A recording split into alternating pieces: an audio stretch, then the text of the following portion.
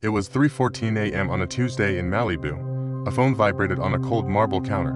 The voice on the other end didn't say hello. It just said, "The mirror is broken. Only you can fix it." That voice belonged to Lady Gaga.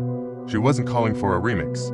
She was calling for a resurrection. Flash forward to February 2026. The crypto arena is paralyzed. Lady Gaga is standing on the Grammy stage, clutching a trophy for her album, Mayhem. But the man standing next to her is a monolith.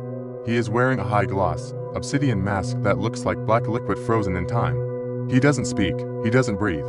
In this moment, he is the most famous person in the room. Yet he is fundamentally vanished. The world calls him Gesaffelstein, but the industry calls him a catastrophe of identity. Most people think the mask is a marketing stunt. They think it's a gimmick to sell tickets. They are wrong. Behind that black shell lies a betrayal so deep it nearly deleted Mike Lévy from history. And if you look at the reflection in his mask at the 42nd mark of his acceptance bow, you will see the one person who was legally banned from ever being in that room. In exactly 90 seconds, I am going to reveal the blackout clause in his 2026 contract. It is a legal document that proves his collaborators are legally forbidden from looking him in the eye, even when the mask is off. Before the Obsidian and the Grammys, there was a kid in Lyon, France. He didn't have a mask. He had an analog synthesizer and a darkness that most producers are too terrified to touch. He didn't want to be a DJ, he wanted to be a ghost. The name Gesaffelstein is a collision of two worlds. Gesamtkunstwerk, the German word for a total work of art, and Albert Einstein. He was telling us from day one, this isn't music, this is physics. This is an experiment in how much sound a human soul can endure before it reaches a point of collapse. When he was recruited by Kanye West for the Yeezus sessions, the stories from the studio were legendary. He reportedly insisted on working in pitch-black rooms.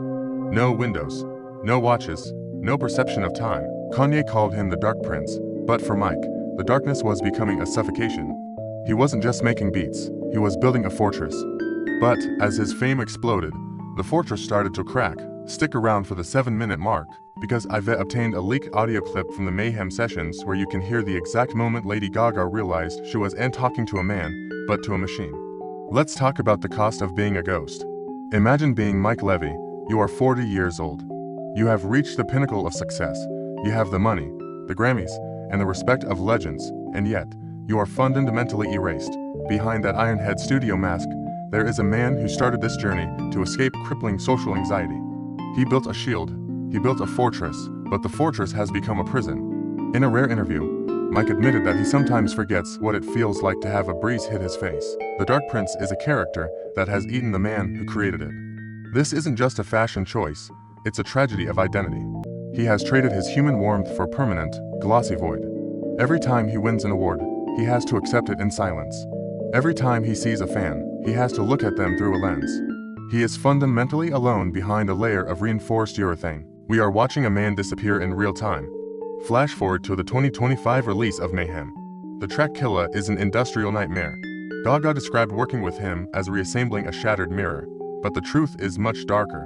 Reports from the Malibu studio claim Mike didn't just stay in character, he stayed in the obsidian mask for 18 hours a day. He ate through a straw, he spoke in whispers.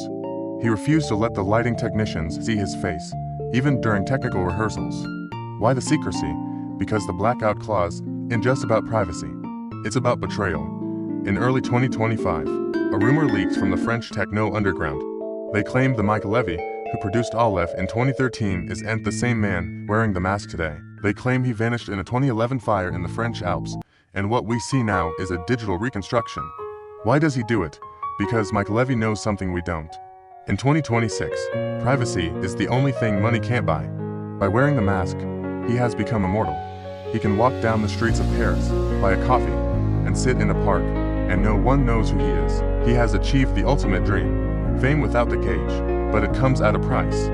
If you listen to the track Killa and isolate the high-frequency background noise, you hear a digital signature. Some engineers claim it's a GPS coordinate for a location in the French Alps.